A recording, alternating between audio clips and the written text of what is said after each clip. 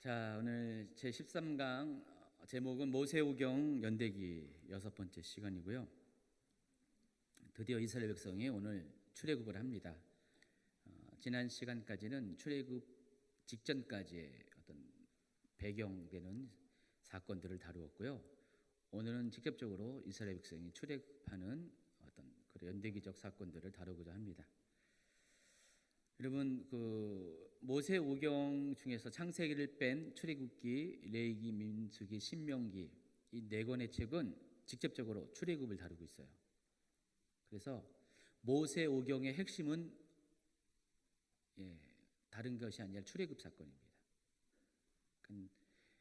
창세기에는 여러 가지 기원에 관한 것들이, 역사의 시작에 관한 것들이 많이 나와 있지만은 모세오경에서 말하고자 하는 가장 핵심적인 것은 출애굽 사건이에요. 근데 출애굽이 왜 중요한지 아십니까? 이 출애굽은 바로 우리의 성도의 구원의 문제와 직결되는 거기 때문에, 그래서 지난 강의 속에서 설명드린 것 같이 출애굽은 하나의 우리의 모형이에요. 모형입니다. 성도가 어떻게 죄악된 삶에서 탈출해서 그 죄의 속박에서 벗어나서 하나님 나라로 갈 수 있는가를 미리 경험하게 해주고 보여주게 하는 것이 출애굽 사건이라는 것입니다. 그래서 이 출애굽의 주인공이 있습니다. 누굴까요? 모세죠. 마찬가지로 우리의 구원의 주인공은 누구십니까? 예수님이세요. 그래서 모세와 예수님의 삶이 서로 닮아 있어요. 그래서 모세를 보면서 예수님을 알 수가 있다는 것입니다. 그래서 초기 성도들, 특별히 유대교 성도들은요, 모세의 삶을 이미 알고 있었잖아요. 그래서 예수님의 모습을 통해서 예수님 안에서 모세를 발견할 수 있었어요. 그래서 그걸 통해서 예수님의 사역이 어떠한 것을 또 조금이라도 깨어있는 사람들은 알 수가 있었다는 것입니다. 그래서 이 출애굽 사건은 굉장히 중요합니다. 모세오경의 다섯 가지의 책 중에서 네 가지 책이 전부 다 출애굽을 다루는 책이기 때문에 굉장히 중요한 것입니다. 그래서 출애굽의 여정이 우리가 알아야 되는데, 출애굽은 어떤 루트를 통해서 이루어졌는가를 좀 알아야 됩니다. 여러분, 출애굽이 어떻게 시작했는지 대충은 아시죠? 근데 정확하게 모르시죠? 그렇죠? 출애굽이 어떻게 시작했는지, 맨 처음에 어떻게 출발했습니까? 출애굽이 6월절 사건을 시작으로 해서 이스라엘 백성이 노예 생활을 했던 고센 땅에 속했던 라암셋에서부터 출애굽의 루트가 시작됩니다. 그래서 숫곳을 거쳐가지고 에담 강해로 나와서 계속해서 이렇게 어떤 그런 출애굽의 여정들이 있는데, 이 모든 여정들을 한눈에 보게 하는 곳이 있어요. 이 모세오경 중에서 거기가 민수기 33장이에요. 외우기 쉽죠? 민수기 33장. 민수기 33장은 출애굽의 모든 루트가 다 나와 있어요. 그러니까 민수기 33장을 보면은 출애굽이 어떻게 어떤 과정을 통해서 출애굽을 했구나라는 것들을 한 번에 알 수가 있다는 것입니다. 그래서 민수기 33장 1절을 한번 같이 읽어볼까요? 시작. 모세와 아론의 인도로 대오를 갖추어 애굽을 떠난 이스라엘 자손들의 노종은 이러하니라. 모세가 여호와의 명령대로 그 노종을 따라 그들이 행진한 것을 기록하였으니 그들이 행진한 대로의 노종은 이러하니라. 그들이 첫째 달 15째 날에 라암셋을 떠났으니 곧 6월절 다음 날이라. 이스라엘 자손이 애굽 모든 사람의 목전에서 큰 권능으로 나왔으니. 자, 보시면 알겠지만은 민수기 30장 1절에서 아예 처음부터 이스라엘 백성의 출애굽 노정이 이러하다라는 것들을 아예 천명을 했습니다. 그리고 2절부터는 그 노정이 세부적으로 구체적으로 이렇게 설명이 됩니다. 49절 50절 한번 마지막 절을 읽어볼까요? 시작. 요단강 모압 평지의 진영이 벤 여시못에서부터 아벨 시딤에 이르렀더라. 여리고 맞은편 요단강가 모압 평지에서 여호와께서 모세에게 말씀해 주시되. 자, 이 출애굽의 마지막 여정이 40년 후에 모압 평야에서 끝납니다. 그래서 지금 민수기 33장에는 40년 동안의 역사를 기록을 한 거예요. 그래서 민수기 33장의 그 루트를 통해서 우리는 출애굽의 모든 어떤 여정들을 한눈으로 파악할 수 있다는 것입니다. 자, 그런데 민수기 33장은 아주 독특하게 반복되는 표현들이 있습니다. 어떤 표현이냐면은 5절 보세요. 이스라엘 자손이 라암셋을 떠나 숫곳에 진을 치고 또 숫곳을 떠나 광야 끝 에담에 진을 치고, 다 진을 치고 이런 표현들이 계속 반복됩니다. 그러니까 33장을 보면은 어디에서 진을 쳤다는 것은 야영을 했다는 거였어요. 텐트를 치고 머물렀다는 것입니다. 그 표현들이 계속적으로 반복해서 나옵니다. 그래서 거기에는 모두 41곳의 지명이 등장하고요. 이 41곳에 이스라엘 백성들이 진을 쳤습니다. 그러니까 어렵지 않아요. 33년 동안 41곳을 다닌 거예요. 물론 가데스 바네에서 반역하고 약 37년 6개월의 기간 동안에 여러 군데를 다녔지만 거기는 역사 가운데 기록이 안 돼 있어요. 그냥 방랑의 시간, 잃어버린 시간으로 그렇게 치우고요. 적어도 2년 동안의 여정들은 거의 빠짐없이 다 기록이 되어 있다는 것입니다. 그래서 모두 41곳의 지명들이 등장하고 거기에 다 진을 쳤다, 야영을 했다, 거기에 머물렀다라는 표현들이 반복적으로 반드시 동일하게 나오게 됩니다. 그래서 우리가 민수기 33장을 보면은 출애굽이 딱딱딱딱 루트가 결정이 되는 거예요. 근데 문제가 있습니다. 분명히 루트는 성경을 통해서, 기록을 통해서 알 수 있는데 그 지명이 지금 어디를 의미하는지를 모르는 데가 적잖이 있다는 거예요. 왜냐하면 많은 시간이 흘렀잖아요. 자그마치 3,500년이라는 시간이 흘렀고 10년이면 강산도 변하는데 너무나 많은 변화가 있고, 아주 또 핵심적인 게 뭐냐면은 이집트에서 수에즈 운하라고 들어보셨죠? 그 태평양에서 저쪽 지중해로 빠지는 그 나일강 하류 쪽으로 빠지는 홍해를 통해서, 홍해가 왼쪽은 수에즈만, 오른쪽은 아카바만인데 두 개가, 그러니까 시나이 반도가 이렇게 있죠. 홍해가 쭉 들어와 가지고 시나이 반도를 사이에 두고 두 개의 물길로 나눠집니다. 수에즈, 아카바인데 이 수에즈만의 끝과 지중해가 연결이 되는 공사가 있어요. 그게 수에즈 운하입니다. 아시죠? 수에즈 운하. 수에즈 운하가 공사가 진행이 되면서 출애굽 당시에 유적들이 해파가 됐어요. 그러다 보니까 특별히 홍해 도화 사건과 관련된 지명들이 어디가 어딘지가 지금으로서는 밝힐 수가 없어요. 좀 이따 설명하겠지만 그로 인해서 출애굽 루트에 대한 여러 가지 가설들이 학자들에 의해서 이렇게 언급이 되고 있습니다. 어쨌든 41곳의 지명은 성경 기록상 정확하게 있는 것인데 현재의 지명과 매치가 안 되는 일부의 지명이 있어요. 그러나 그럼에도 불구하고 전체적인 어떤 출애굽의 루트는 지금도 파악할 수가 있다는 것입니다.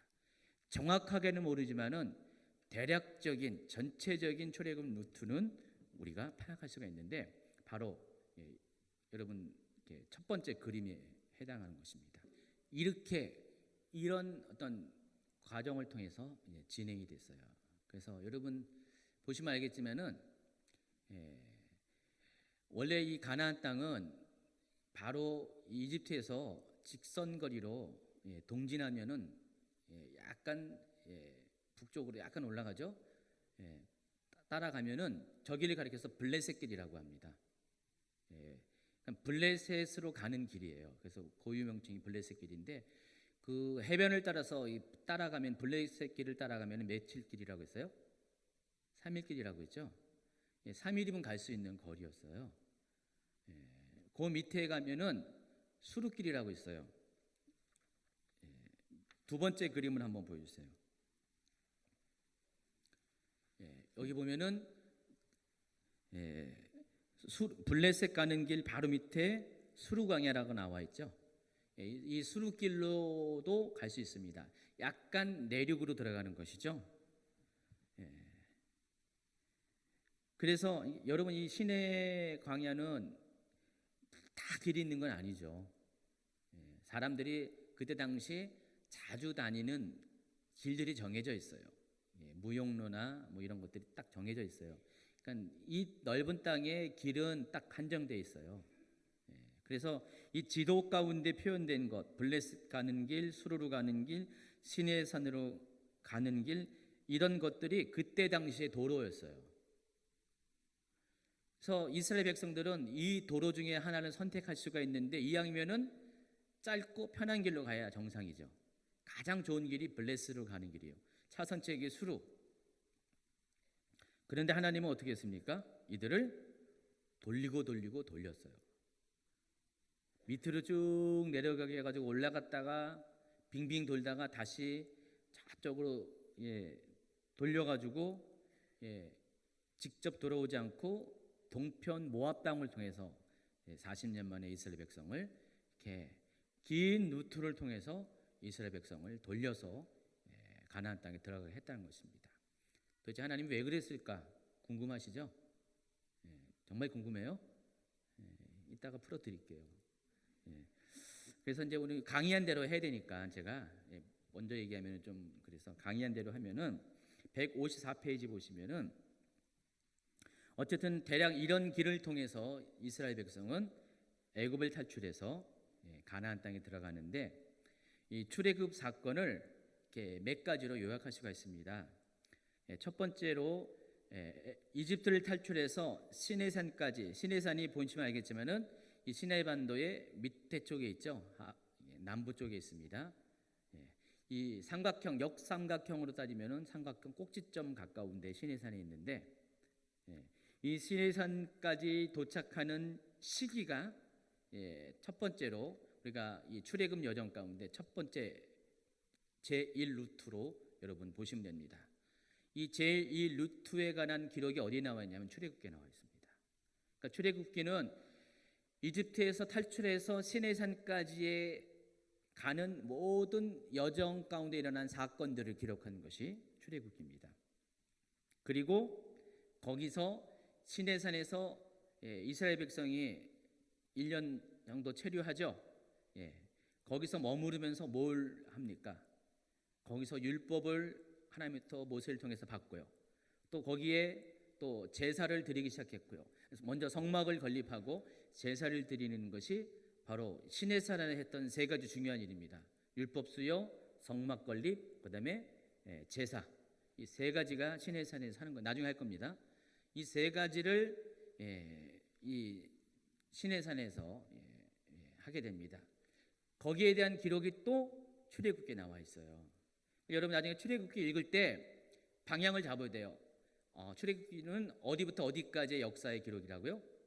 시내산에서 여기 이집트에서부터 시작해가지고 시내산까지의 이스라엘 백성들이 걸어왔던 출애굽한 노정과 여정과 있었던 사건들을 기록한 것이 출애굽기다.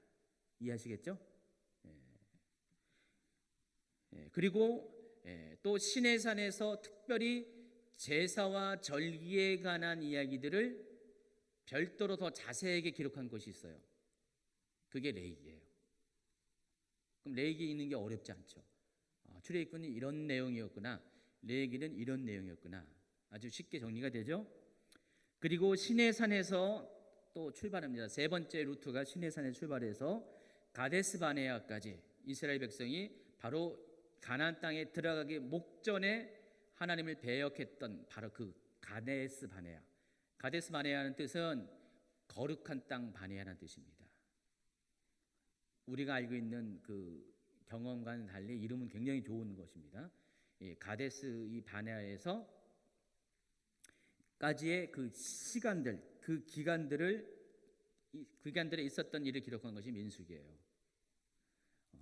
그리고 민수기는 거기서 끝나는 것이 아니라 나머지 38년 동안의 이스라엘 백성들이 광야 가운데서 방랑했던, 끝없는 방랑을 했던 그 기간을 일들을 기록한 것이 민수기입니다. 그리고 민수기의 끝은 마지막으로 모압 평지에 도착하고 거기서 또 모세가 약 2달 동안 모압 평지에서 두 번째 율법을 수여합니다. 첫 번째 율법은 시내산에서, 그렇죠? 하나님께서 시내산에서 첫 번째로 모세를 통해서 이스라엘 백성들에게 율법을 주고 율법을 가르쳤죠. 그러나 38년 가까운 기간 동안에 이스라엘 백성들은 유랑의 시간, 방랑의 시간을 보내면서 어떻게 하겠어요? 율법을 먼저 경험한 1세대가 다 죽고 난 다음에 새롭게 출생하고 자라난 2세대는 아직 율법을 모르잖아요. 그래서 모세가 가나안 땅에 들어가기 직전에 그들에게 두 번째로 율법을 소개하고 가르치는 바로 그 때의 역사를 기록한 것이 신명기입니다. 그러면 이 출애굽기, 레위기, 민수기, 신명기 중에서 이 출애굽 여정 가운데서 가장 장시간에 기록을 한 게 뭐죠? 민수기죠. 그렇죠? 민수기가 가장 오래된 기간, 약 39년의 기간을 40년 중에서 39년의 기간을 사건을 기록한 것이 민수기고요. 출애굽기는 약 1년이죠. 1년이고 레위기는 그 1년 중에서 일부. 특별히 시내산에서 체류했던 그 기간들. 그리고 가장 짧은 시간의 역사를 기록한 것이 뭐죠? 신명기 2달. 정리가 되죠, 여러분. 창세기 빼고 출애굽기, 레위기, 민수기, 신명기가 얼마간의 어떤 내용의 어떤 목적으로 기록한 성경책이라는 것을 여러분 이제 알 수가 있습니다. 그럼 나중에 이제 여러분 이제 출애굽기부터 읽을 때, 신명기까지 읽을 때 이런 사실을 알고 읽으면 좀 달라요. 막 읽는 것보다 확실히 성경이 눈에 들어오게 될 겁니다. 어쨌든 출애굽은 바로 이집트 고센 땅에 있는 람세스부터 출발합니다. 이 람세스는 한글에서는 람세스라고 하지만은 영어 표기로는 람세스예요. 람세스 하면은 여러분 들은 바 있죠? 어떻게 들었습니까? 이집트 제 19왕조에 아주 유명한 왕이 있습니다. 람세스 2세. 소설로도 나왔어요. 이집트 역사상 굉장히 유명한 그런 왕 중에 한 명입니다. 람세스 2세. 근데 이 람세스라는 이름의 왕이 굉장히 많았어요. 19왕조 말고도 그 다음에 20왕조까지 람세스라는 이름을 가진 왕이 11명이었어요. 그러니까 람세스 11세. 그러니까 람세스가 인기가 짱이었어요. 근데 그 왕의 이름과 도시의 이름이 같아요. 우리 출애굽기 1장에 나와 있는 이스라엘 백성이 노예 생활을 하면서 두 개의 국고성을 건립합니다. 국고성은 어떤 거냐면은 국가의 아주 중요한 물품들이 있죠. 요즘식으로 말하면 조달청 아시죠? 우리나라 조달청이라고 있습니다. 나라에 필요한 물건들을 조달청에서 다 구입해요. 그리고 이제 배부를 하는데 조달청 창고가 있는 도시를 말하는 것이죠. 그래서 그런 것을 국고성이라고 합니다. 그러니까 국가 어떤 중요 정책으로 이 국고성을 짓는데 비돔과 람셋이라고 출애굽기 1장 8절인가 9절인가 몇 절이 나와 있을 거예요. 11절이 나오네요. 11절에 나와 있습니다. 그 국고성 비돔과 라셋을 건축하는데 이스라엘 백성들이 노동력을 착취당했죠. 노예가 되어서 두 개의 성을 짓는데 그 중에 한 성이 람셋이죠. 자, 이 말은 이스라엘 백성들은 지금 고센 땅에 원래 살았고 그 고센 땅 안에 새로운 신도시인 람셋이 건축되는데 바로 거기에 있다가 출애굽을 경험하게 됐다는 거예요. 이해하시겠죠? 아마 건축이 끝난 후 계속 거기에 남아 있었을 가능성이 많아요. 예. 그래서 이 출애굽의 그 역사는 국고성 비돔과 라암셋을 건축한 그 시간대에서 크게 벗어나지 않을 것 같아요. 왜냐하면 그 건축의 과정 속에서 하나님 앞에 자신들의 고통을 호소했고 하나님이 그들의 고통을 들으셔서 모세를 보낸 거기 때문에 또 십계라는 영화에 보면은 모세가 애굽의 왕자로서 이집트의 왕자로서 직접적으로 그 성 건립하는데 공사 감독관으로 나오더라고요. 십계라는 영화에서는. 그러니까 이 국고성 비돔과 라암셋을 건축하는 그 시간대와 출애굽의 시간대는 크게 차이가 나지 않는다. 여러분 이렇게 보시면 알겠습니다. 그래서 이스라엘 백성들은 라암셋을 출발합니다. 원래 이름은 람세스, 람세스라고 기억하시기 바랍니다. 그리고 두 번째 람세스에서 출발해서 두 번째로 나오는 지명이 숫곳이에요. 숫곳. 숫곳은 잘 보시면 알겠지만 지도 보시면 알겠지만은 람세스에서 그리 멀리 떨어지지 않았습니다. 숫곳에서 야영을 했더라라고 표현을 한 거 보면은 이스라엘 백성이 람셋에서 새벽에 나온 거 아시죠? 새벽에 나왔습니다. 밤에 철야를 했어요. 철야를 했습니다.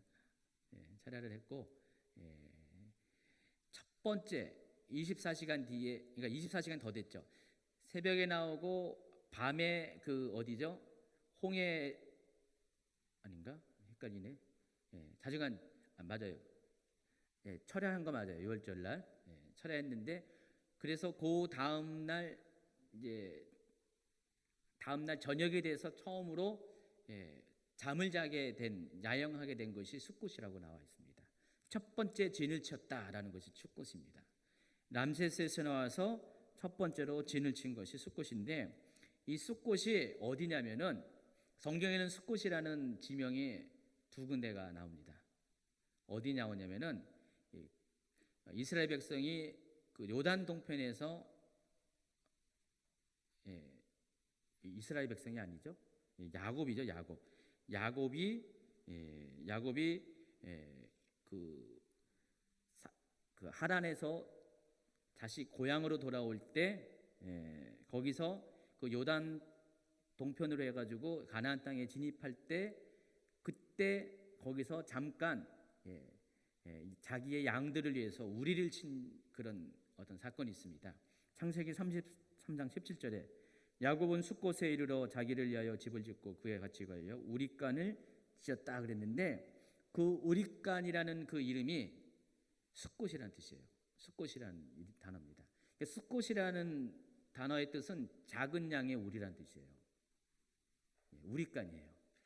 거기에 숫곳이 등장하고 근데 오늘 여기서 출애굽기에서 말한 숫곳은 그 숫곳이 아니라 어디 있냐면은 여전히 이집트 땅에 있는 것인데 그 이집트 땅에 어디를 말하냐면은 대부분의 학자들이 거의 일치하는 것이 바로 비돔이 숫곳이다라고 이야기합니다. 숫곳. 그래서 비돔 땅이 숫곳이라고 불렀다 이렇게 이야기합니다.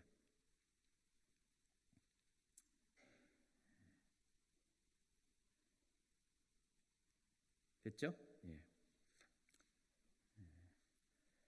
그래서 이 출애굽은 여기까지는 모든 사람들이 똑같이 라암셋에서 출발해가지고 숫곳까지는 기타 특별하게 다른 의견이 없어요.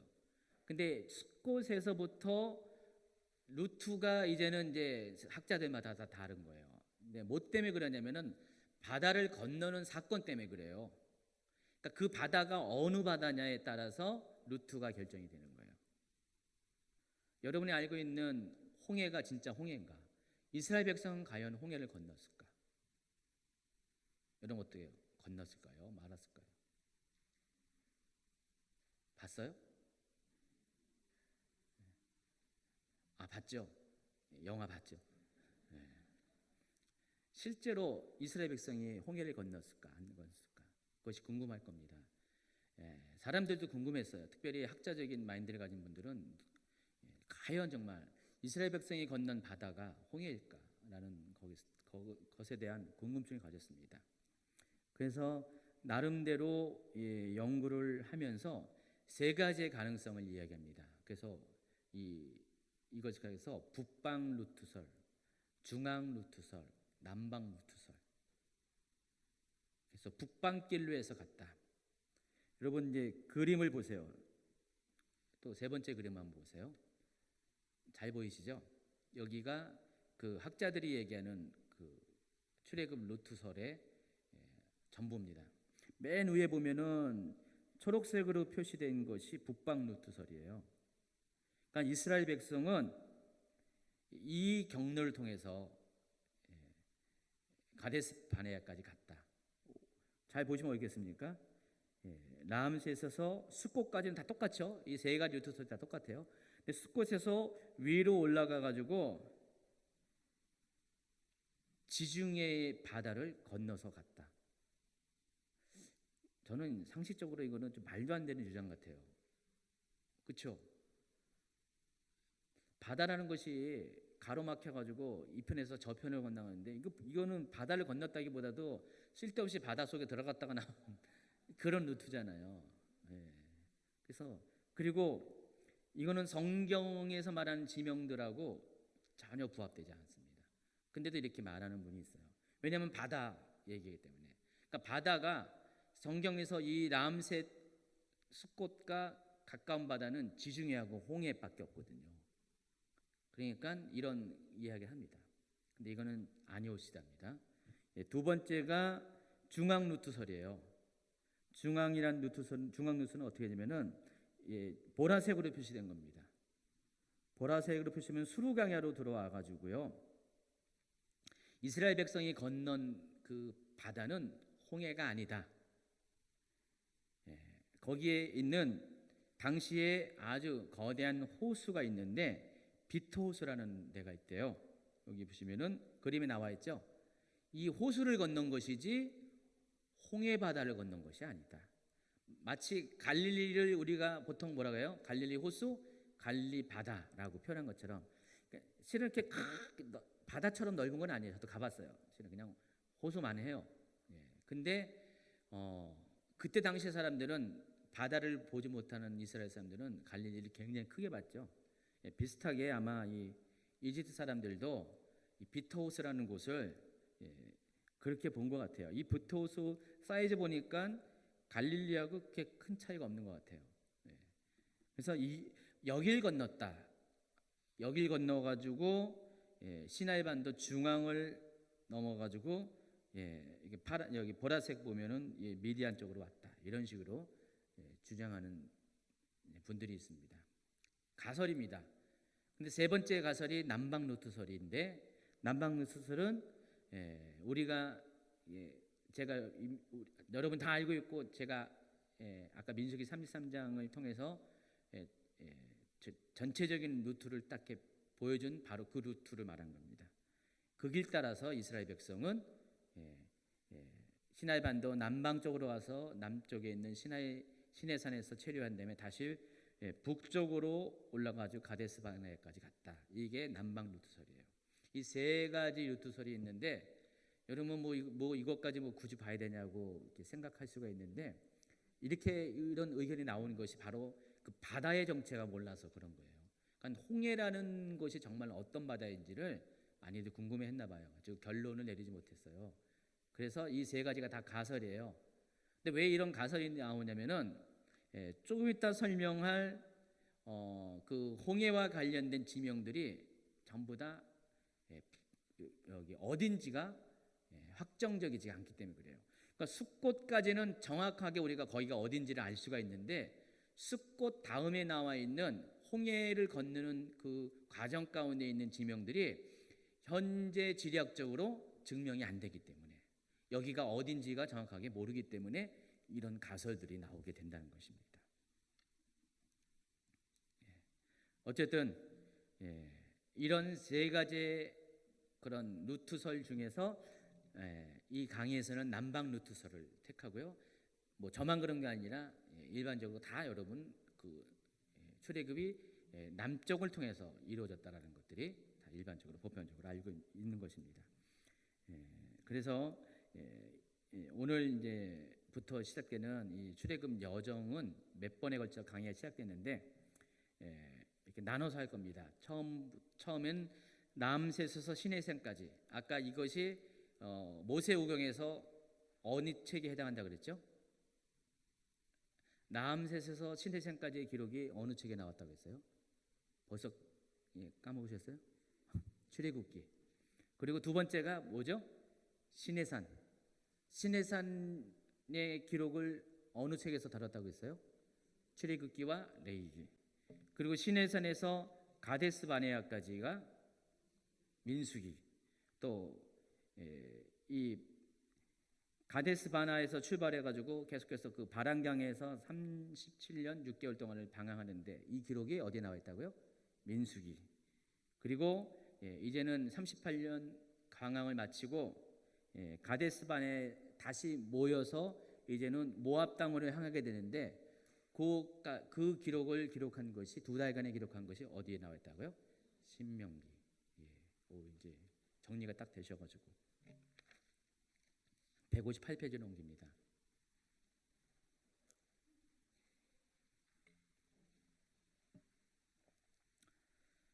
자, 람세스로부터 출발한 이 출애굽 여정은 첫 번째 야영지인 숫곳에 도착합니다. 숫곳이 어디라고 했어요? 비돔일 것이라고 추측을 합니다. 람세스에서 남쪽으로 내려갑니다. 근데 이 숫곳은 당시로서는 국경 마을에 해당하는 것이에요. 가나안 땅에서 이집트로 들어오려면은 국경을 통과해야 되죠. 근데 국경 마을이 숫곳이라는 것입니다. 그래서 이 숫곳을 통해서 길이 열리게 되는 거예요. 숫곳을 통해서 북쪽으로 가면은 블레셋길, 중간으로 가면 수르길이 있습니다. 근데 하나님은 이미 개척되고 사람들이 많이 다니는 두 개의 길이 있음에도 불구하고 이스라엘 백성들을 이 두 개의 길이 아닌 남방의 새로운 길, 아직도 지금 정확하게 알지 못하는 새로운 길을 택해서 이스라엘 백성들을 출애굽을 시킵니다. 그래서 에담 강야로 그들을 몰아붙이는데, 근데 이 쉽고도 쉬운 길을 빼고 하나님께서 이들을 어려운 길로 보낸 이유가 있습니다. 그게 출애굽기 13장 17절에 나와 있어요. 한번 읽어볼까요? 바로가 백성을 보낸 후에 블레셋 사람의 땅의 길은 가까울지라도 하나님이 그들을 그 길로 인도하지 아니하셨으니 이는 하나님이 말씀하시기를 이 백성이 전쟁을 하게 되면 마음을 돌이켜 애굽으로 돌아갈까 하셨습니다. 하나님께서 쉬운 길을 택하지 않고 어려운 길을 보내신 이유가 바로 여기에 있습니다. 만약에 블레셋 길을 가면은 그들이 전쟁을 보고 겁을 먹어서 다시금 이집트로 돌아갈까봐, 그래서 하나님이 일부러 쉬운 길을 택하지 않고 어렵게 돌아가는 길을 택하게 하셨다는 것입니다. 실제적으로 그 블레셋 길을 따라가면은요 가나안 땅에 들어가는 관문이 있는데 가자입니다. 오늘날의 가자 지역, 가사. 그때 당시 가사. 근데 이 가사에 뭐가 있었냐면은 당시 이집트의 최정예 수비대가 거기 있었어요. 그러니까 이집트가 가나안 땅을 이렇게 호시탐탐 노렸잖아요. 이 가나안 땅을 통과해야지만 메소포타미아 지역으로 나아갈 수 있기 때문에 이집트는 언제나 가나안 땅에 대한 영향력을 수천 년 동안 포기하지 않았어요. 그러니까 자기 이집트 땅에서 가장 가까운 가나안 땅의 첫 번째 지경에 해당하는 것이 이 가사인데 여기를 정복하고 여기에 군대를 주둔하게 됩니다. 당연히 모압지들을 약한 군대를 두면 안 되고 최정예 정예군을 거기에 수비대로 둘 수밖에 없어요. 싸움을 잘합니다. 그런데 이스라엘 백성 군인이 있었습니까? 없었어요. 아마 모세만 좀 칼을 쓸 줄 알을 정도였지 뭐 이스라엘 백성들은 싸움을 경험한 사람이 없었습니다. 근데 그 수가 아무리 많아도 그들이 만약에 그 땅으로 가서 자기 앞에 딱 가로막는 가자 앞에서 가로막는 이집트 군대를 보면은 갑자기 겁이 났을 것이에요. 그래서 하나님이 그래서 그들이 그 이집트 군대를 맞닥치지 않게끔 밑으로 우회해서 그들을 보냈다는 것이 성경의 이야기입니다. 그 역사적인 고증이 이것을 증명을 하고 있다는 것이에요. 그때 당시 일반 역사 가운데 가자 지역의 출애굽 당시에 이집트 수비대가 있었던 유적들이 발견이 되기 때문에 이게 역사적으로 성경의 기록과 일치가 된다는 것입니다. 그리고 첫 야영지인 숫곳을 떠나서 두 번째 야영지인 에담에 도착합니다. 이 이야기가 출애굽기 13장 20절부터 22절까지 나오는데 그곳은 광야입니다. 광야의 끝자락이고요.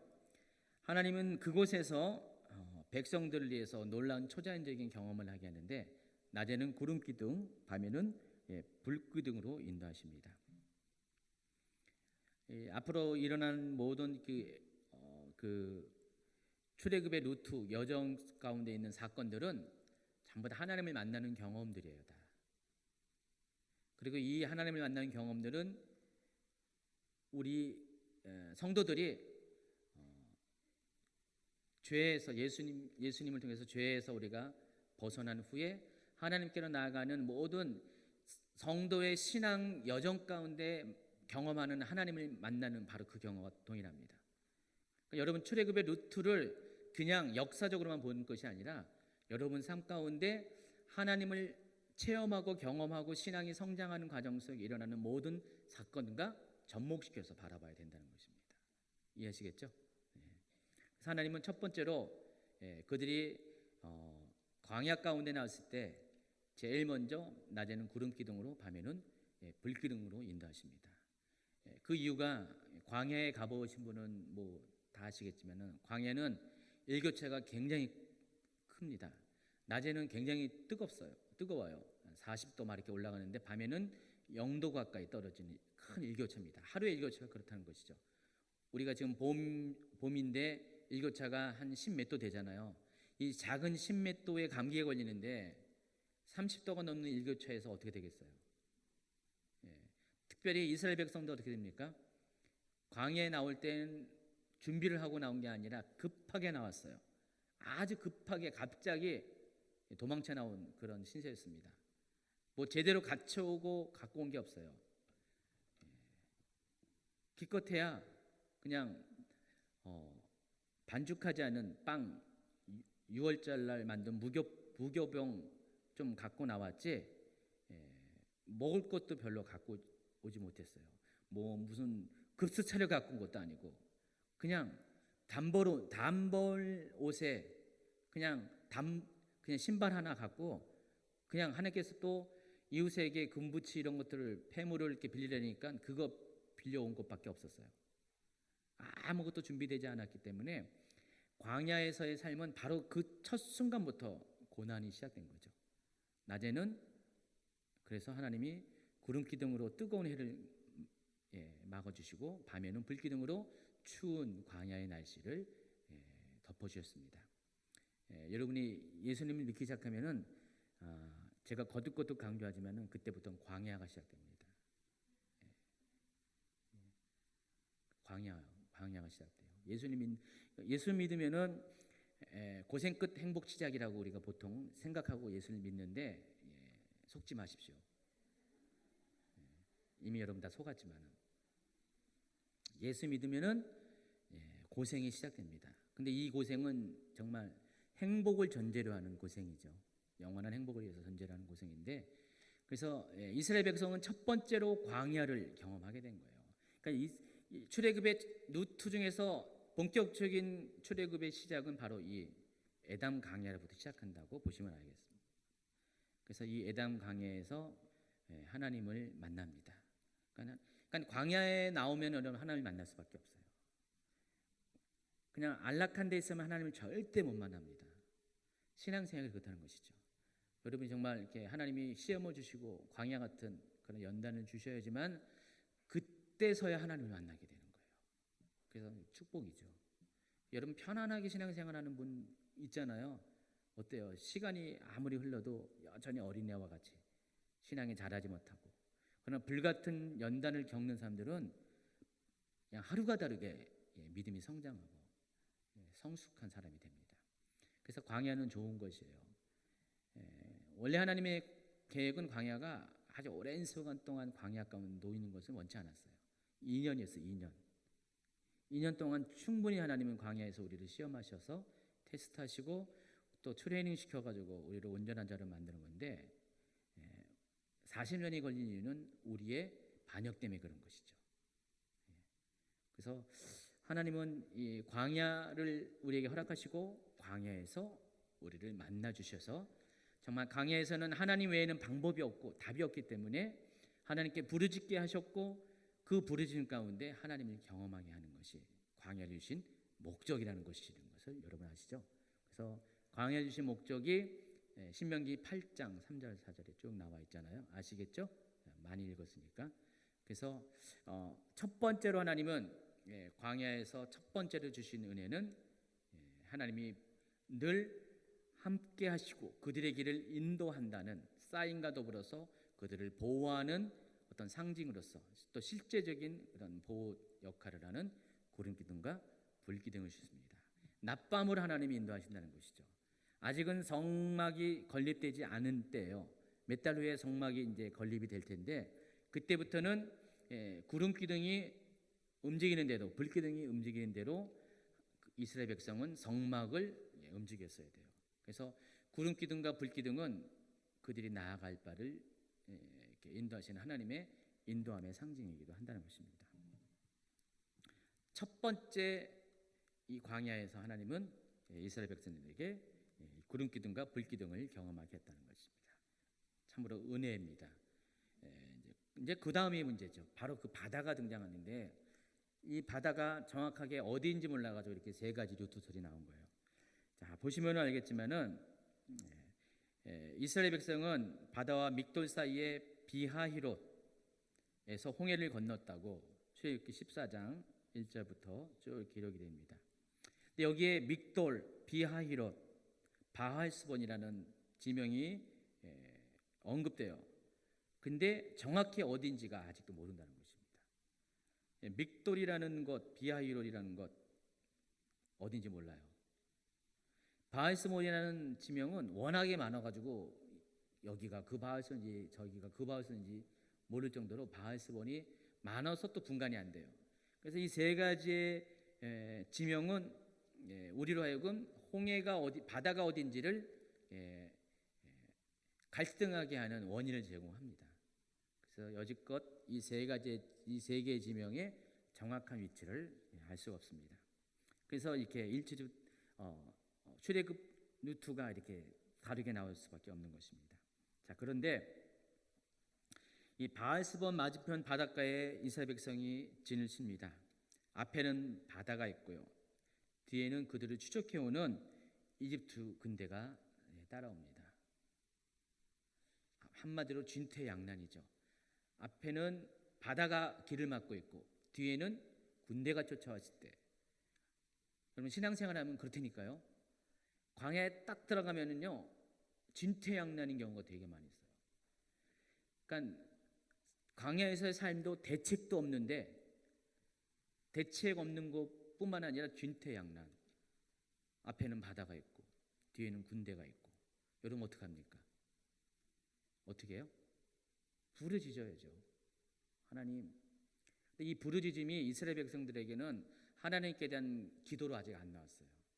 아직 하나님을 제대로 모르기 때문에, 아직 신앙과 믿음이 자라지 않았기 때문에, 그래서 사람에 대한 하소연으로 나왔습니다. 제가 얘기했잖아요. 하나님께 드리는 하소연이 기도, 사람에게 드리는 하소연은 하소연. 박소연.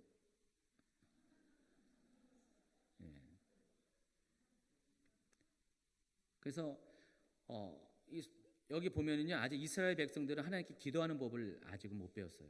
그러니까 누구한테 하소연하냐면 모세한테 하소연합니다. 모세 너 하면서 이럴 수가 있냐, 쏘갔다 이거죠. 모세한테 쏘갔다 하면서 모세한테 원망하는 거예요. 우리를 정말 바다에 빠뜨려 죽이려고 여기까지 데려왔냐, 이럴 수는 없어. 하니까 어떻게 됩니까? 하나님께서 은혜를 베풀어 주십니다. 어떻게 은혜를 베풀어 주냐? 동풍을 불게 합니다.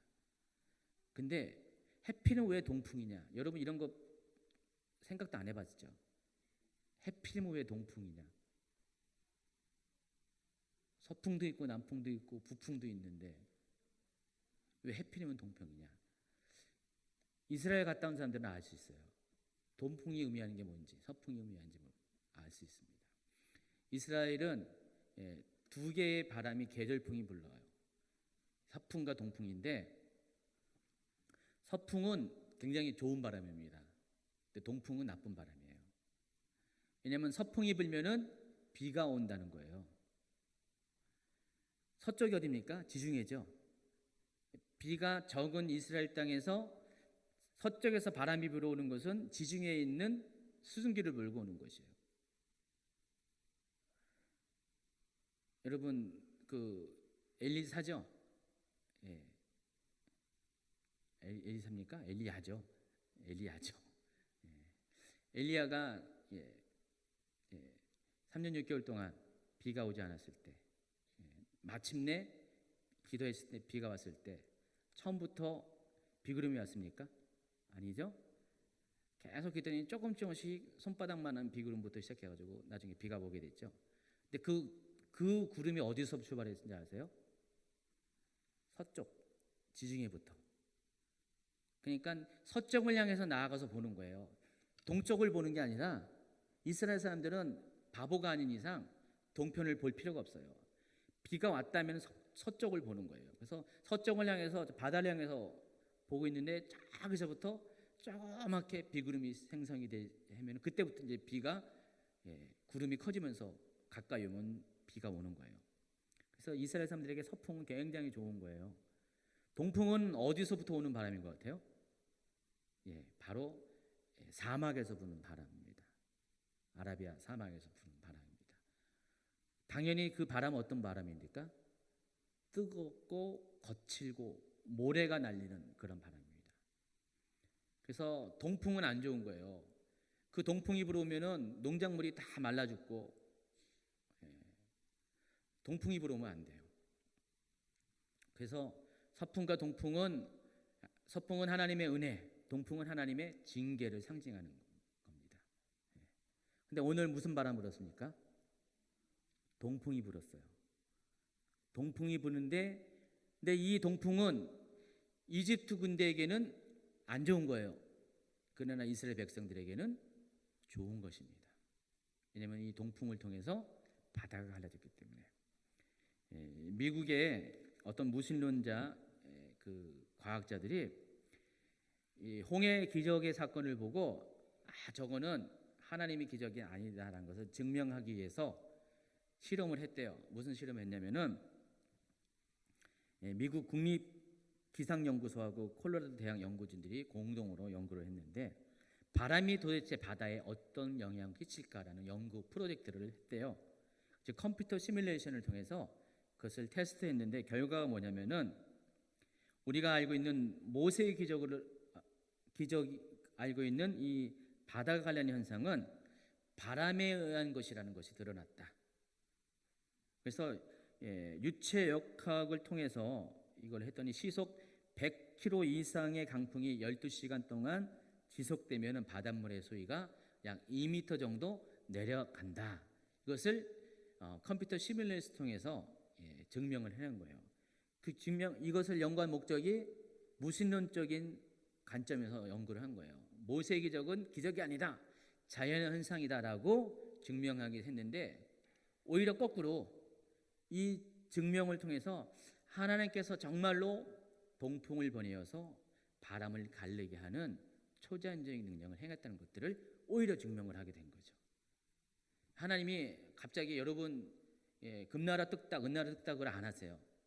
하나님은 질서의 하나님이기 때문에 기적을 일으켜도 하나님께서 이 세상의 자연 만물의 질서를 움직임으로 인해서 기적들을 많이 행하시거든요.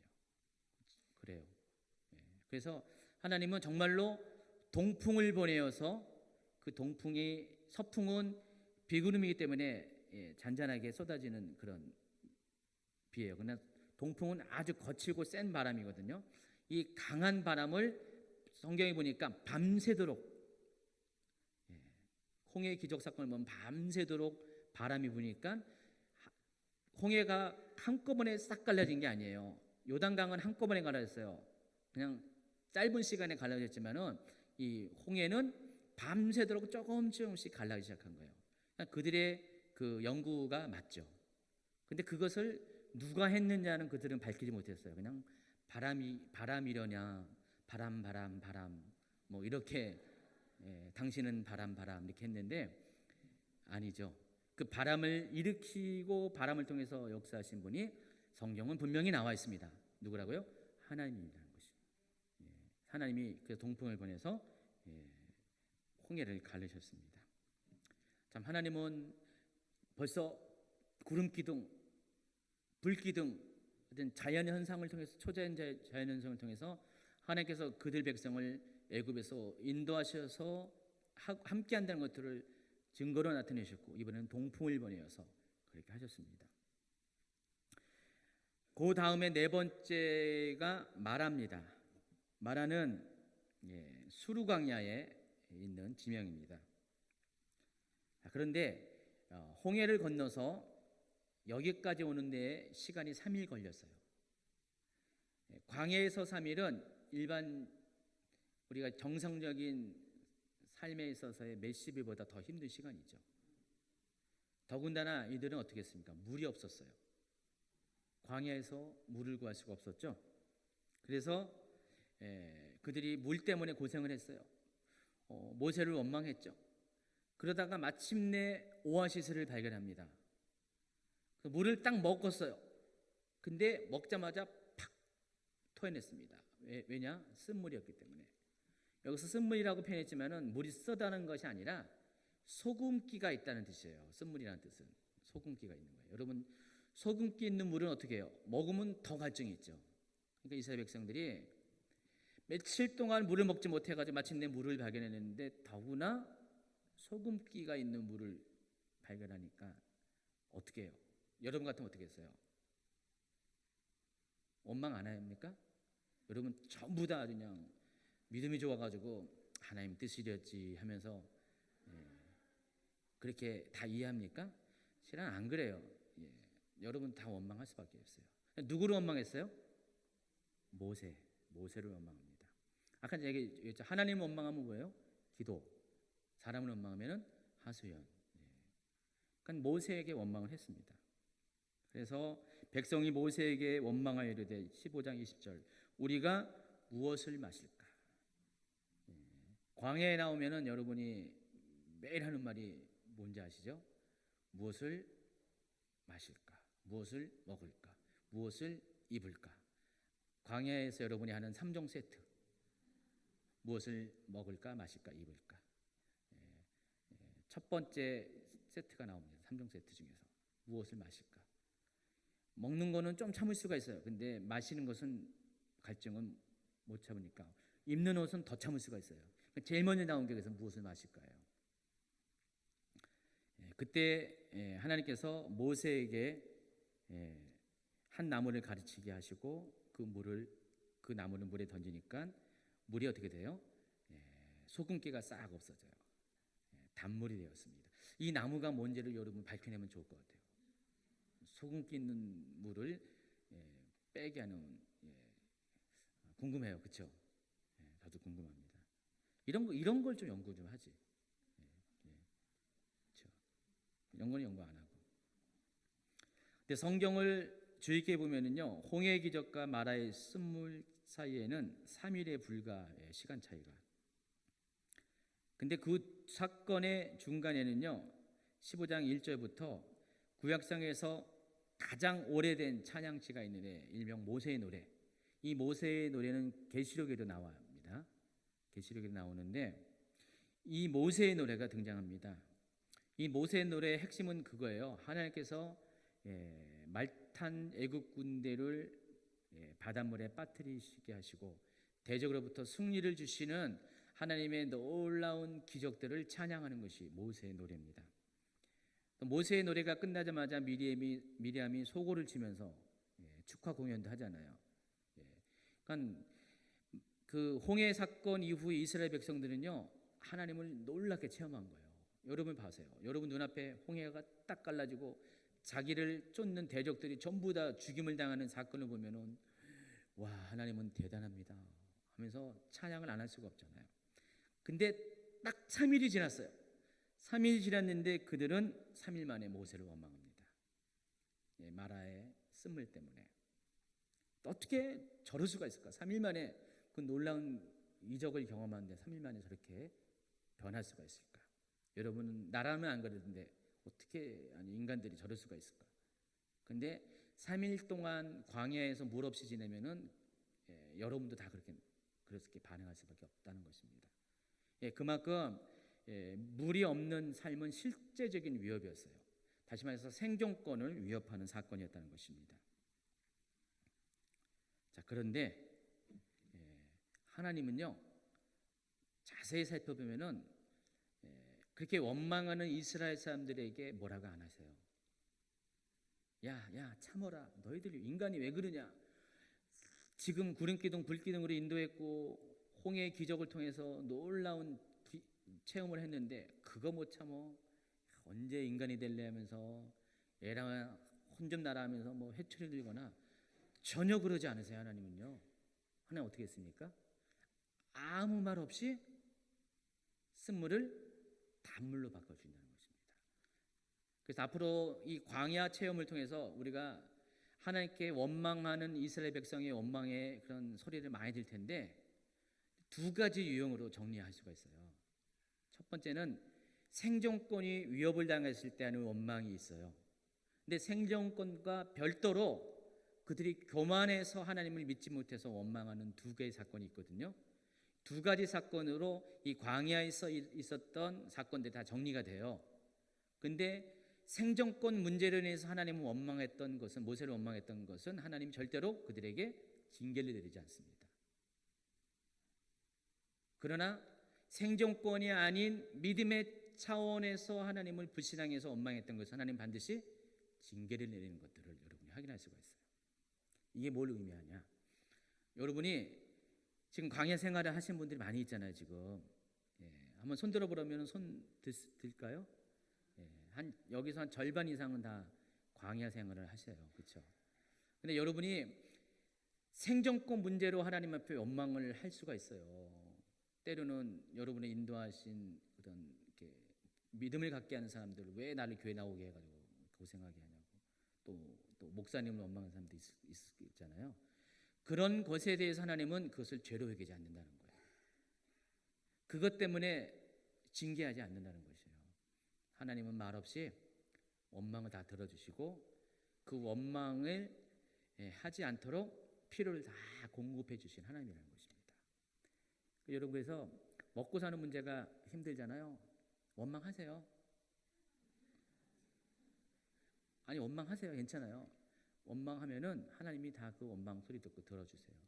왜냐하면 아직은 여러분이 어리기 때문에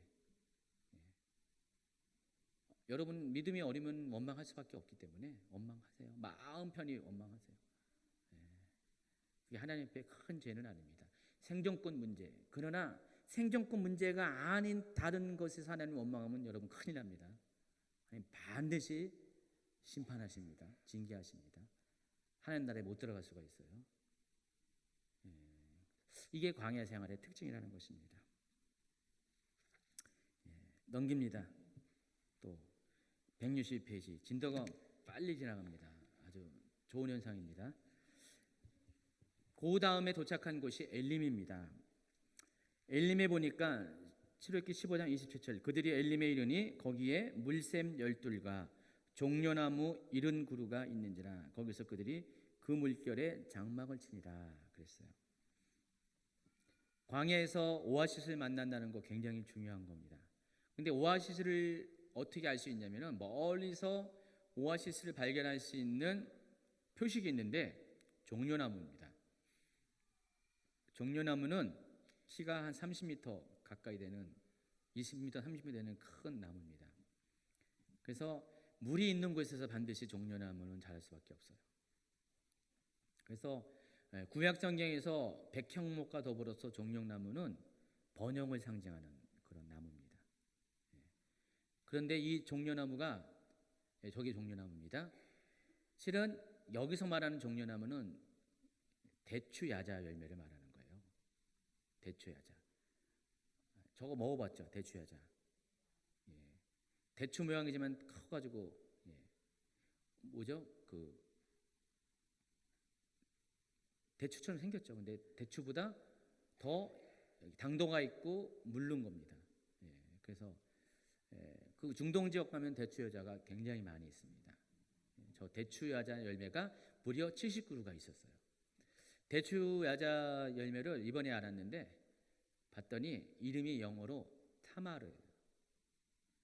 이 타마르가 성경에도 많이 나오는데 다말이라는 것이 타마르예요. 영어로. 이스라엘에서 이 대추야자 다말은 풍요를 상징하는 거죠. 풍성을 상징하는 거예요. 보세요. 아까 그림 보시면은 많이 열렸잖아요.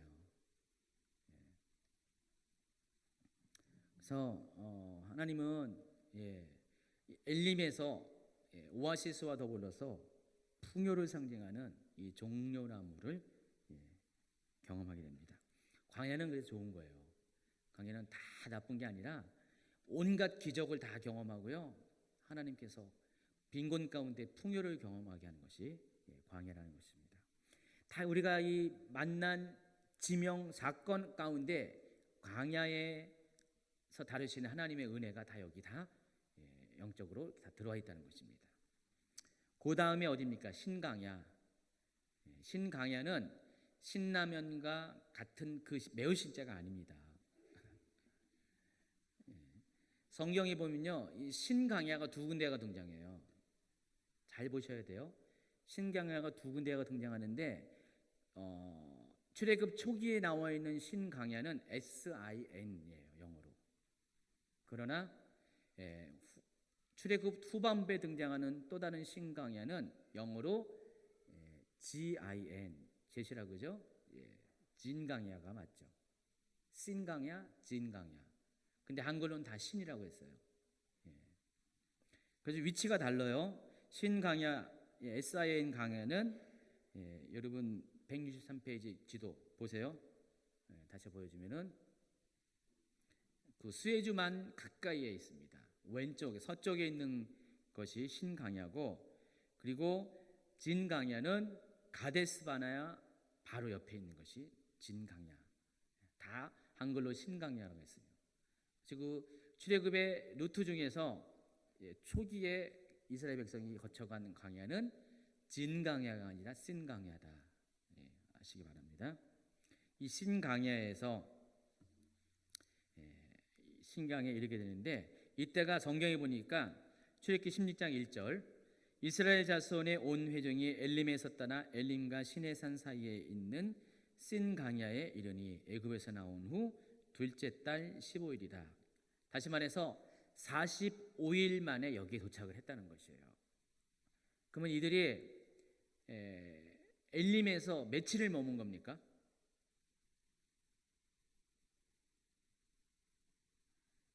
에담에서 엘림까지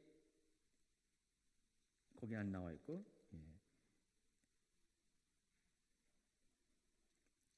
어디죠? 홍해를 건너서 마라까지 3일이잖아요. 3일이었죠. 그리고 마라에서 엘림까지는 며칠이라고 나와 있지 않지만은 잠을 잔 장소라고 생각하면은 하루길에 불과하잖아요. 그렇죠? 하루길에 불과합니다. 그럼 기껏 해봤자 이 엘림에 도착하기까지는 일주일이 채 안 걸린 거예요. 그러면은 이 엘림에서 이스라엘 백성들은 최소한 한 달 넘게 엘림에서 머물다가 거기서 신광야로 들어오게 된 거죠. 그러니까 광야는 여러분 고통은 짧은 겁니다. 그런 물 없는 시간은 며칠에 불과하고요. 하나님은 오히려 보세요. 오아시스가 12개나 있고 대추 열매 나무가 70그루가 있는 풍성한 땅에서 광야의 대부분의 시간을 보내게 했어요. 하나님 광야의 시간이 야박한 게 절대 아니에요. 오해하지 마세요.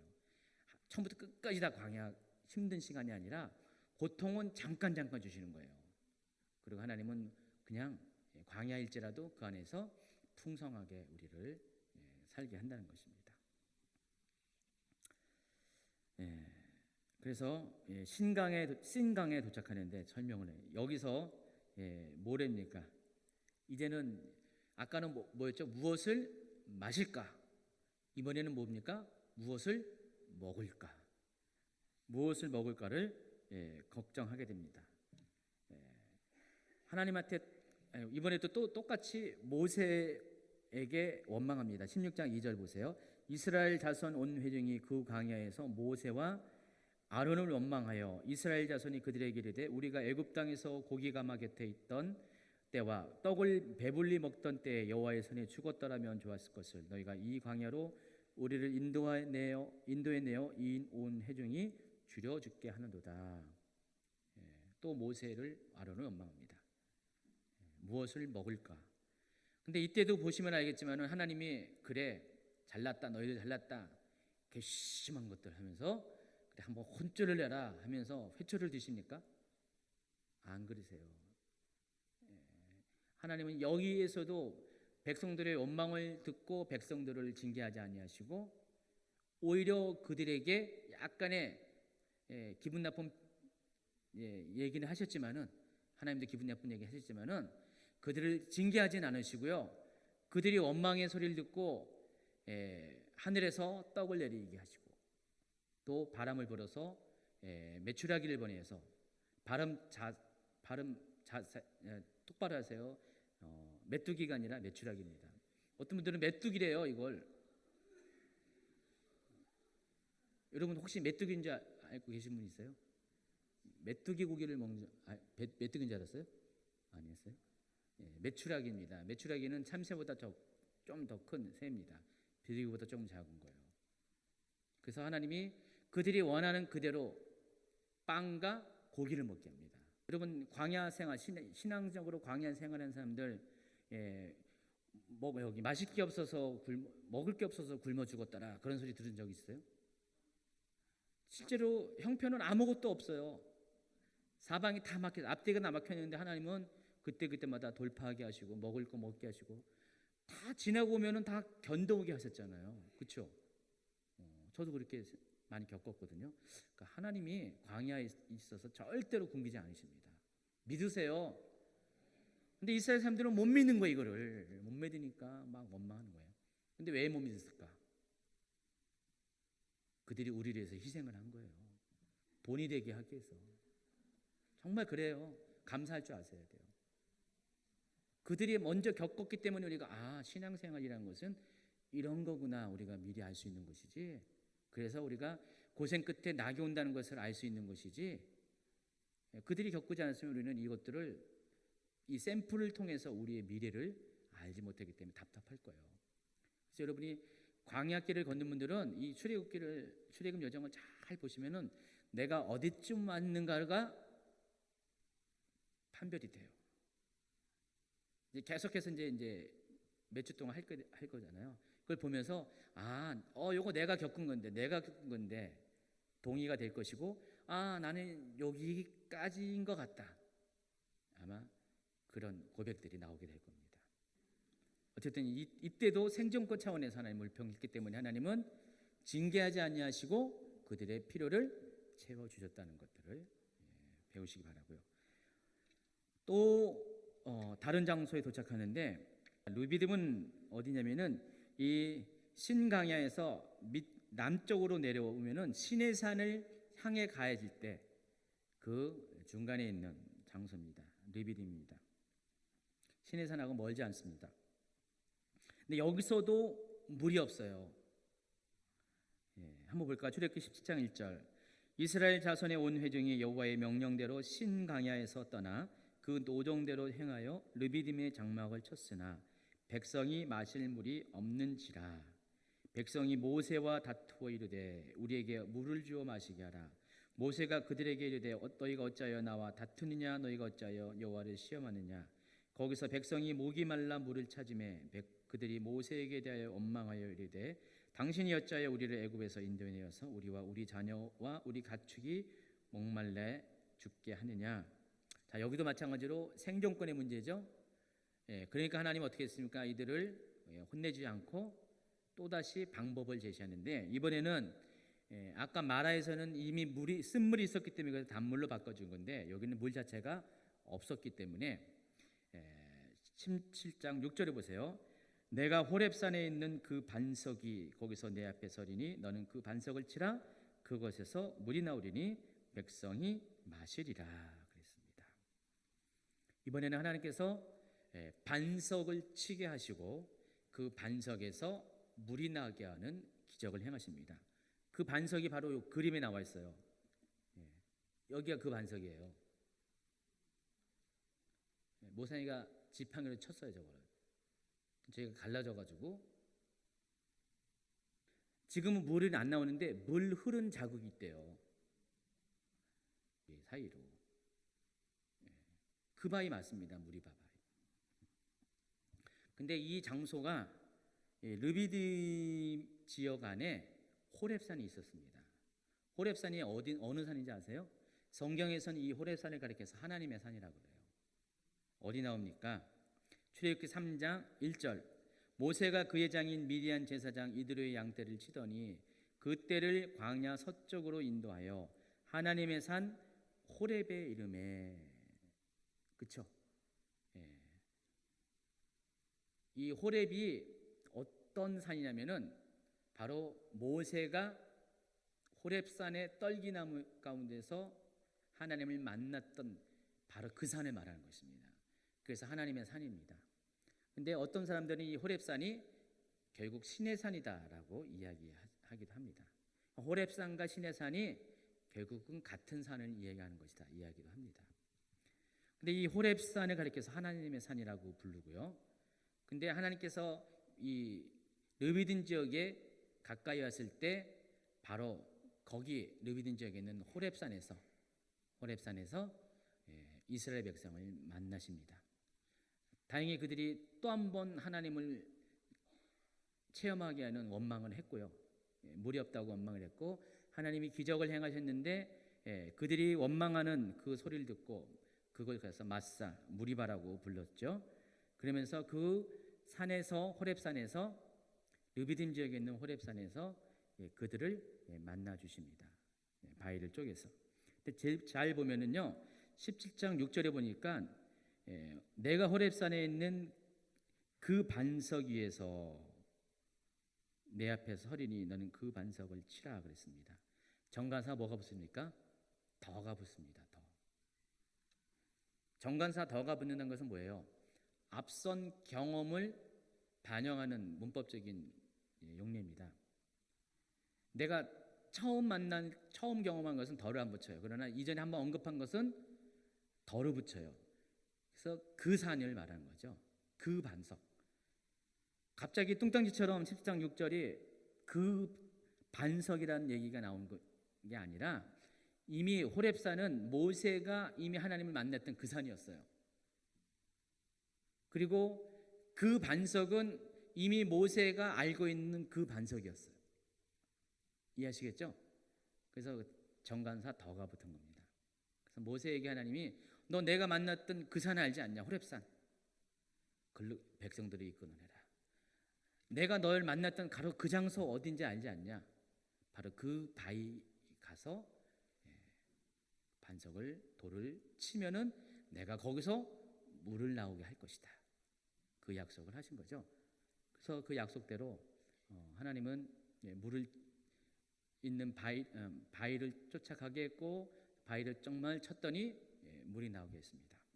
고린도전서 10장에 보면은 이스라엘이 광야에서 하나님을 만났던 그 경험들을 소개하는데 거기서 예수님에 대해서 그 예수님을 가서 반석이라고 소개를 합니다. 반석이라고 소개하면서 결국은 이 하나님의 산 호렙산 결국 시내산에서 반석을 쪼개서 그들에게 먹이시고 또 하나님의 산 시내산에서 말씀을 주셨던 모든 행위가 결국은 우리가 예수님 안에서 생수이신 성령님을 만나는 그 경험, 예수님을 통해서 하나님의 말씀을 체험하는 그 경험과 동일한 것입니다. 그래서 이스라엘 백성은 시내산에서 1년 정도의 시간을 보내면서 그곳에서 하나님 말씀을 먹게 됩니다. 다음 시간에 하게 되죠. 하나님 말씀만 먹는 게 아니라 거기서 성막을 짓게 하고 거기서 하나님께 예배를 드릴 수 있는 첫 경험을 하게 됩니다. 그에 앞서서 하나님은 바로 이곳에서 반석을 쪼개서 생수를 먹게 합니다. 바로 그런 체험들이 여기서 있게 됐다는 것입니다. 그리고 같은 르비딤 땅에서 아멜렉이라고 부르는 유랑 민족과 전투를 벌입니다. 최초의 전투죠. 광야 루트 중에서 첫 번째 이 민족과의 전투인데 여기가 또 르비딤에서 싸우게 됩니다. 이스라엘 백성은 아직까지 군인이 아니었어요. 아직 준비가 되지 않았어요. 오합지졸에 불과했습니다. 그러나 이 아말렉은요 어떤 사람들이냐면은 아주 사막의 여우와 같은, 광야의 여우와 같은 사람들이었어요. 광야에서 도둑질하면서 살던 사람이에요. 반유랑 민족이었어요. 목축도 치지만은 그것이 한계가 있으니까 도둑질을 전업으로 하는 산적과 같은 민족이 아말렉입니다. 그래서 그 아말렉 민족이 가만히 보니까 듣도 보지던 민족이 아주 그냥 군대도 없어 보이는 민족이 길게 대열을 가지고 광야를 이렇게 가고 있습니다. 옳거니 먹잇감이다 해가지고 이스라엘 민족을 치는데 머리부터 치는 게 아니라 꼬리부터 치죠. 긴 행호 때문에 강한 자는 앞에 갈 것이고 약한 자는 뒤로 가게 되는데 그 뒤로 돌아서 약한 자를 칩니다. 그래서 하나님이 뒤에 보면은 하나님이 워낙에 관대하신 분인데 하나님이 아주 명령을 합니다. 아말렉은 절대로 용서하지 말라고. 아말렉은 다 죽이라고. 그래서 사울왕에게도 이렇게 명령했는데 사울왕이 살려놨잖아요. 그래서 아각의 왕 아말렉 왕 아각의 후손이 남아서 나중에 누가 됩니까? 하만이 되잖아요. 에스더서의 하만이 돼서 이스라엘 민족을 치는 죄의 뿌리가 남게 되는데 바로 그 아말렉을 만나게 됩니다.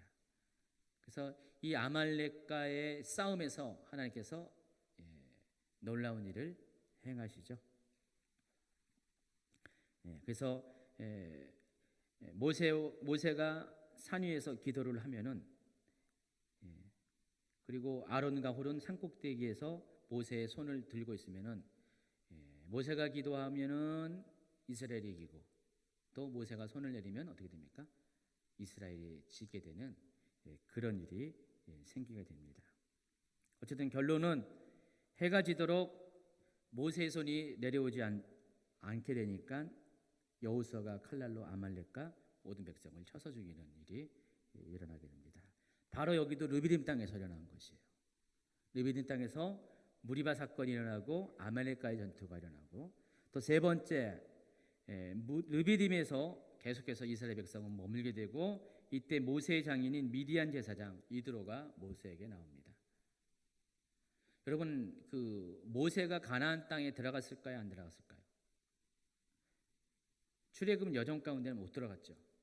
근데 모세가 가나안을 못 보진 않았을 것 같아요. 왜냐하면 40년 동안 떠나 있을 때 출애굽 40년 동안은 당연히 못 봤지만은 모세는 이미 미디안석에 살면서 시내 광야나 가나안을 경험했을 거예요. 왜냐하면 미디안에서 광야까지 이 시나이 반도까지 오려면은 그 아카바만을 거슬러 올라가서 삥 돌아서 와야 되거든요.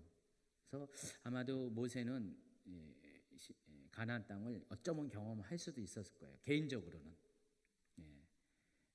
이 미디안 제사장인 이드로는 여기도 똑같이 그 목축업을 하고 있습니다. 목축업을 하고 있기 때문에 장인의 직업 따라서 이 모세도 목축을 하고 있었고요. 모세도 목축을 하다 보니까 계속해서 돌아다녔을 것 같아요. 돌아다니면서 40년 동안의 시간을 보냈습니다. 그래서 모세가 이 미디안 여기 하나님을 만난 것도 바로 그 과정 가운데 호렙산에서 시내산에서 하나님을 만난 것이고 바로 이 르비딤에서 만난 것입니다. 바로 그곳에 이드로가 찾아옵니다. 미디안 제사장 이드로라고 했는데 이때까지만 해도 여러분 이제 어떻게 보면 이게 이민족의 제사장일 수도 있지만은 다른 어떤 성경의 어떤 사건들을 보면은 그때만 해도 곳곳에 하나님을 섬기는 사람들이 적잖이 있었다는 걸 알 수 있어요. 이스라엘 백성이 민수기에 보면은 광야길을 가다가 모압 왕 발락이 발람을 사주해가지고 이스라엘을 저주하게 하는 장면이 나오죠. 근데 그 발람이 보면 알겠지만은 이미 하나님을 알고 있는 하나님이 사용된 선지자였어요. 이 발람은 저 북쪽의 하솔 근처에 살던 사람이었는데 사실 그 땅에서 하나님을 섬기는 여호와 하나님을 섬겼던 바로 선지자였어요. 미디안 이 제사장 이드로도 하나님을 아는 사람이었어요. 그래서 곳곳에 이스라엘 민족만 하나님을 아는 것이 아니었어요. 곳곳에 하나님을 아는 사람들이 많이 있었고, 근데 그 와중에 하나님은 한 민족을 택해서 한 핏줄을 택해서 하나님의 나라를 이끌어가게 하십니다. 그 이스라엘 사람들이요, 단일 민족 아닌 거 아세요? 지금도 그렇지만 그때도 단일 민족이 아니었어요. 대부분의 혈통은 야곱의 이스라엘 후손이 맞는데 이 출애굽기 보면은 잡족들이 같이 나왔다 그래요. 잡족들, 잡스러운 종족들이란 뜻이죠. 그러니까 이때만 해도 이스라엘 민족은 혈연 공동체라기보다도 신앙 공동체예요. 하나님을 믿는 믿음의 고백을 같이 하는 사람들이 같이 출애굽을 한 거예요. 그런 측면에서 이 이드로도 하나님을 아는 제사장이었다는 것을 알 수가 있고요. 어쨌든 이드로가 그동안 모세가 출애굽하는 과정 속에 아마도 그 두 아들인 게르손과 엘리에셀을 아내 십보라와 함께 장인에게 맡겼던 것 같아요. 잘 좀 봐달라고. 나는 지금 가면 어떻게 될지 모르니까 장인에게 처갓집에 맡겨놓고 마치 전쟁을 치러 간 것처럼 모세가 이렇게 했는데 이제 어느 정도 안정이 되면서 또 자기가 사는 곳 가까운 곳에 모세가 다가오게 되니까 멀지 않은 곳에 오니까 이드로가 여기 딸 십보라와 손자 게르손과 엘리에셀을 데리고 모세에게 나옵니다. 근데 이드로는 쟁이라는 뜻을 가진 켄 족속의 사람이라는데 이 쟁이가 뭐냐면 이때 당시에 이 쟁이는 우리가 알기는 쟁이는 이때 당시의 쟁이는 어떤 그 석공이 아니라 그 청동을 다루는 그런 사람들이 이제 켄 족속으로 불렸어요. 이때 당시에 이 이드로가 속한 이 민족은 미디안 민족은 켄 족속은 청동기를 다루는 그런 사람이었습니다. 그 근처에 구리강산이 있는 것을 나중에 발견됩니다. 그래서 이 이드로를 만나서 르비딤에서 만나서 이들을 통해서 어떤 일이 생겼습니까? 하나님께서 모세가 백성들을 치리하는 게 너무 힘드니까 백성 중에서 1000부장, 100부장, 50부장, 10부장을 세워서 작은 일은 그들에게 맡기고 큰 일은 모세가 감당하게 하는 교통정리를 하게 됩니다. 광야에 가면은 하나님이 이것도 하신다니까요. 하나님이 여러분이 복잡한 많은 거 있잖아요. 그럼 하나님이 광야에 가면은요 교통정리 시켜주세요. 그래서 탁탁탁탁탁탁. 그러니까 대부분 앞뒤가 막혔죠. 마실 게 없죠. 먹을 게 없죠. 대적이 공격해 오죠. 근데 사방의 모든 것이 아주 그냥 어떻게 할지 모르는 아주 복잡한 상황들이 많이 있잖아요. 광야의 특징이 그래요. 근데 하나님은 그 와중에 모든 것들을 정리시켜 주시는 하나님이다. 광야는 그런 곳입니다. 광야는 하나님께서 여러분을 만나게 하시기 위해서 여러분을 불러내어 놓으신 축복의 자리예요. 그래서 원망을 하되 하나님에 대한 원망을 하지 마시고 내가 정말 삶이 힘든 그것 자체만 불평을 하세요. 그럼 하소연 들으시고 하나님이 그것을 기도로 승화시켜 가지고 여러분의 필요들을 어려운 것들을 공급하시고 채워주실 것입니다. 그래서 이것들이 다 겪은 후에 어느 순간 되면 하나님은 여러분의 말씀으로 또 성령 안에서 하나님을 체험하게 하시고 정말 약속의 땅, 거룩한 땅, 구별된 땅, 가나안 땅으로 여러분을 인도하실 것입니다. 하나님이 그걸 통해서 또 여러분의 삶이 샘플이 되게 해서 또 다른 사람이 여러분을 보고 하나님을 경험하게 하게, 이게 하나님의 어떤 그런 광야를 주신 하나님의 사이클이라는 것입니다. 우리가 이 성경, 연대기 성경, 특별히 모세 오경에 나와 있는 출애굽 루트를 통해서 이런 하나님의 섭리를 계속해서 배워나가야 될 겁니다.